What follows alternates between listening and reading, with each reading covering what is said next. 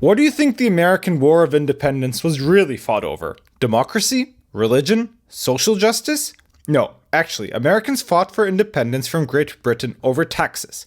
Darn low at that, a tax of a couple percent on tea. I was recently reminded of this when I watched this quite funny AI short. Why are you guys rebelling against the king? Because he slapped a 3% tax on our tea. What's next, an income tax? Dude, that would be insane.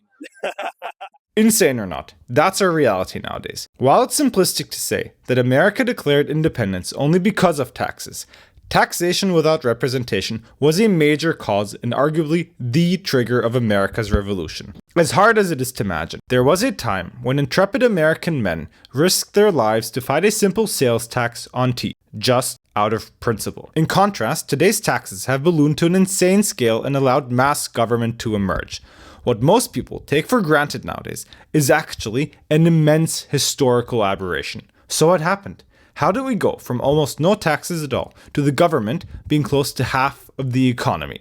To answer that, we must talk about taxes in today's video. Don't worry, we'll not focus on boring details like brackets or 1040s. Instead, we'll keep it big picture to see how American power structures evolved over the centuries through the lens of taxation, why crisis and war gave rise to an increasingly omnipotent government, to finally conclude with a prediction of what's in store for us in the future. But first, let's clarify a few things. Is it actually true that early Americans fought an independence war against Britain over a tax on tea? Or is that just a libertarian talking point? Actually, it is true. But to make that point, we need to go back to the very first World War and George Washington. No, not World War I, but the so-called 7 Years' War, which is considered by some historians to be the very first true world war because it was fought on multiple continents: Asia, Europe, Africa, and the Americas. Call it World War I. For our purpose, Britain fought the French over control of North America, and one very famous general to fight the Brits at the time was none other than George Washington, who later became the very first American president. Yes, something that many Americans forget is how British or even English the founding fathers actually were. George Washington was literally a general for the Brits who fought a war against the French coalition in North America. Anyway, because the war was so expensive and America benefited from Britain's sacrifices, the King of Great Britain imposed higher taxes on the 13 North American colonies. After all, British troops fought and died in the region. But what the king underestimated was how rowdy early Americans truly were. They didn't like the idea that some random foreign distant ruler imposed his will on them, and so they revolted against the taxes imposed by Britain. Now, we'll not focus on the various tax acts. I think that's quite boring. Instead, we'll briefly talk about the most infamous one, the 1773 Tea Act that gave the British East India Company a monopoly to sell tea in the colonies, but with a small tax. Really minute by modern standards, but regardless, buying tea meant consenting to the British Parliament's right to force its will on the colonies. American colonists were furious, and so they famously dumped 342 chests of tea into the Boston Harbor as an expression of protest. This is now commonly referred to as the Boston Tea Party. Samuel Adams, founding father and the guy that the beer company is actually named after, had this to say: "If taxes are laid upon us in any shape without ever having a legal representative where they are laid, are we not reduced from the character of free subjects to the miserable state of tributary slaves?" This is a very interesting quote because it really shows the mentality of our founding fathers. If I were to argue in polite society nowadays that modern taxes have evolved to a form of soft slavery, I would get eye rolls. People would dismiss it as a Fox News talking point. But our cherished founding fathers considered a tax of 3 pence per pound of tea as a form of slavery. Just think about this for a second. Anyway, I get too passionate about this. All of this escalated and eventually culminated in the beautiful Declaration of Independence that laid the foundation of our beloved, mighty, and splendid new nation. And also, sadly, a pretty bloody war. Regardless, I genuinely think Americans should be so super proud of their founding story. Early Americans and the founding fathers were essentially highly principled men with balls of steel. They fought an independence war and built a new country out of brute principle.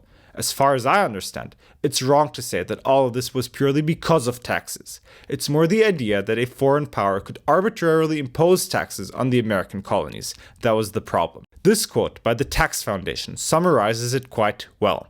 The American Revolution was a tax revolt, but it wasn't a revolt over the amount of taxes. It was a revolt over the power to tax. Once the dust of war settled and the Constitution was established, America mainly funded itself through tariffs and various excess taxes on stuff like tobacco or alcohol. Speaking of tariffs, did you notice something very peculiar? We didn't speak about one obvious tax yet. Income taxes. Did I forget them? No, they just didn't exist. Actually, for around half of American history, there was no income tax. Period. This is something that modern people really forget. The US grew to its industrial might under a system of protectionism and high tariffs, without a big bureaucracy. While it seems to us that tariffs are a Trump thing, they're actually one of the most all-American political topics right since the beginning. And from day one, they fueled intense arguments and deep political rifts.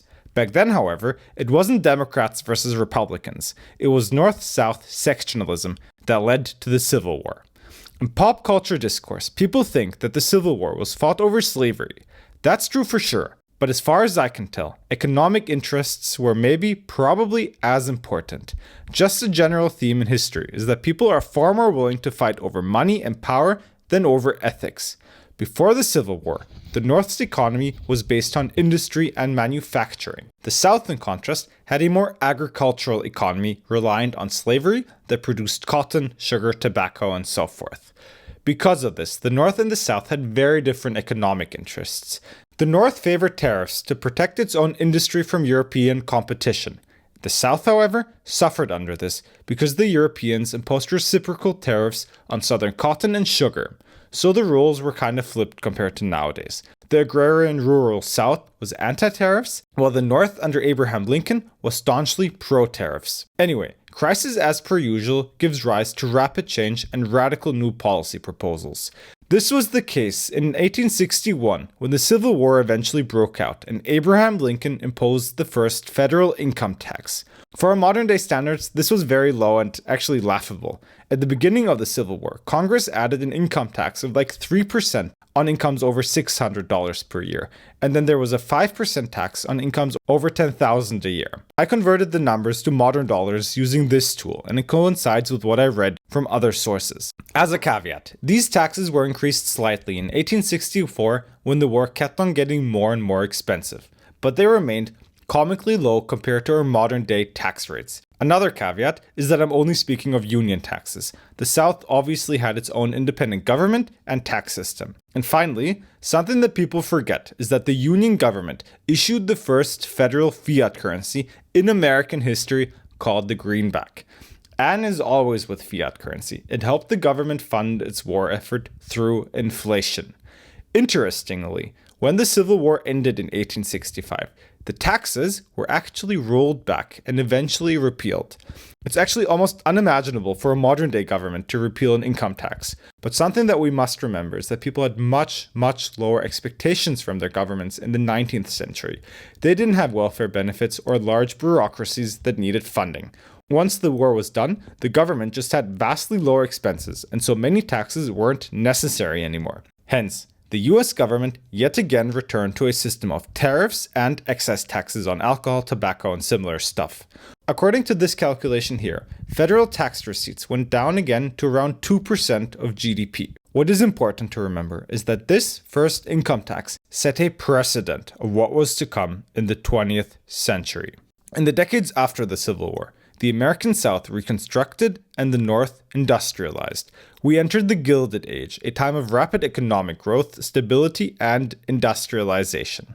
It was during this time that America grew into the giant that its demographics, resources, and geography always predestined it to be. One thing I want to hammer home is that for most of American history, an income tax, like the one we have today, would have been totally unconstitutional. While we did experiment with an income tax during the Civil War, it operated in a gray zone and was widely regarded as awkward and temporary. The original Constitution said that any direct tax had to be split between the states based on population. That meant each state's share was based on how many people it had, not how much wealth or income it produced. In modern terms, it would be as if Oklahoma, a rather poor state, would have to pay the same amount as Connecticut, a rich state. In practice, that made income taxes nigh impossible. To change this, Congress needed to update the Constitution, which is exactly what happened with the addition of the 16th Amendment in 1913. In an era of progressive politics. Now, let's not get into the technical details again, but suffice it to say that this amendment allowed the federal government to pass an income tax like the one we have nowadays. These taxes, again, were super low initially, and to give credit where it's due, Congress simultaneously lowered tariffs at the time. Interestingly, 1913 was also the year that the Federal Reserve Act was passed. So it was, in many ways, a pivotal year. It started America's transition from an isolationist, decentralized, and largely self-sufficient nation to an emerging empire that would project its power around the world through a massive military and bureaucracy. From here on, the relentless growth of the army and government was inevitable. Funnily enough, also, 1 year later, World War I broke out in 1914. There are some conspiracy theories that this wasn't such a coincidence at all, but that's not my field of expertise. For the remainder of the 20th century, we'll again not get into the weeds of the exact rates. We're not tax advisors, so we don't care about the nitty-gritty details. But here is a brief overview. The highest marginal income tax rate ever reached for top earners was set to over 90% during World War II, and it endured for 2 decades. If you ever listen to Bernie Sanders, he likes to mention this a lot. It wasn't until Ronald Reagan that the taxes from the Great War era were reduced to something akin to what we have nowadays. But if we're going to be honest, since the Managerial Revolution of the 1930s, America has had high taxes. Modern people like to think of America as a low-tax country because they compare the US to European countries. But that just shows grave historical amnesia. If we take this chart here, look at what a small fraction of the total economy the US government was initially, and how it now grew to close to 40%. Important to note is that this chart does include local and state level spending. Sadly, I didn't find any charts that include data from the pandemic years, but during that time, government expenditure probably shot up to 50%, which is just insane.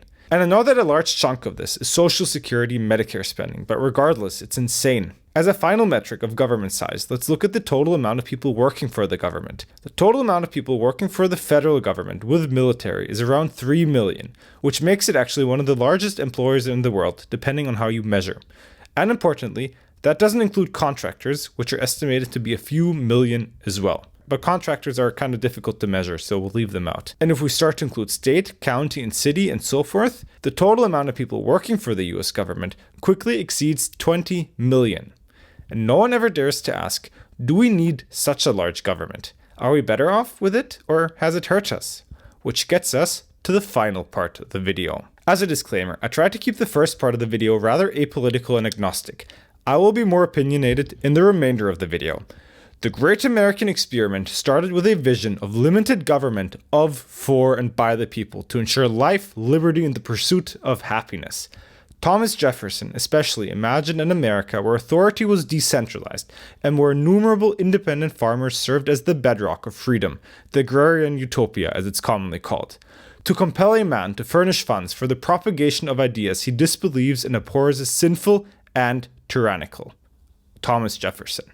I agree. I regularly get very annoyed when I think of all the things I have to financially support with my hard-earned money. In a similar fashion, George Washington's farewell address reinforced this idea by urging the young nation to avoid foreign entanglements. The nation which indulges toward another an habitual hatred or an habitual fondness is to some degree a slave. American exceptionalism was about America staying free from alliances and unnecessary wars, kind of what Switzerland is nowadays. And these aren't just random founding fathers that I'm quoting here. Washington and Jefferson are probably the two most important ones. Sadly, instead, the US government, through taxation and inflation, has evolved into a tool to enrich the American ruling class at the expense of common Americans, and the price has been decay and decline. If you paid attention at the beginning of the video, the American Revolution was in many ways fought over a tiny tax of a few % on tea and printing paper, just out of principle.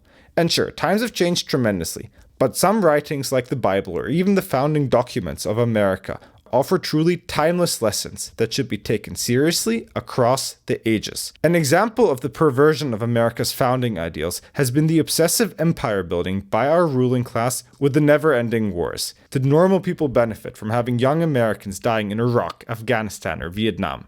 If you stop for a second, it's just insane that a young man from Minnesota or Nebraska would die in an Afghan valley fighting the Taliban. Like what? What is that? Similarly, is Iran really a mortal enemy? A country with a minor economy halfway around the globe? Do we really need military bases all around the world? I think we can assume what Washington and Jefferson would have had to say. Similarly, do regular Americans benefit from the frequent banking bailouts that happen every few years when an asset bubble pops, or from quantitative easing? Or does it fuel market speculation to enrich the banking and financial elite? There's so many examples of this that we'd need to make another video. My goal today was just to talk about the history of taxation in America. So I will leave you with a principle instead. When you give too much unchecked power to a few people concentrated in one place, it will inevitably be corrupted. It will make your society static and impotent. That's not an opinion. It's not about left or right. It's just a timeless principle of human nature. It happened in ancient Rome, aristocratic France, the Ottoman Empire, the Soviet Union, and on and on and on. Human structures need continual rebirth and death to stay fresh and vibrant. Businesses, for example, are in chronic competition with one another. If they don't keep up, they go broke. But governmental structures are protected from this because they receive unconditional financial resources. Historically speaking, what kept governments fresh and vital was war and conquest. If a society grew decadent, it was inevitably invaded by its neighbor. Since we haven't had any existential wars close to home in a long time, that didn't happen. So what we're experiencing instead is a multi-decade process of growing social entropy and ossification. It will end. It has to. It always does, because such is nature.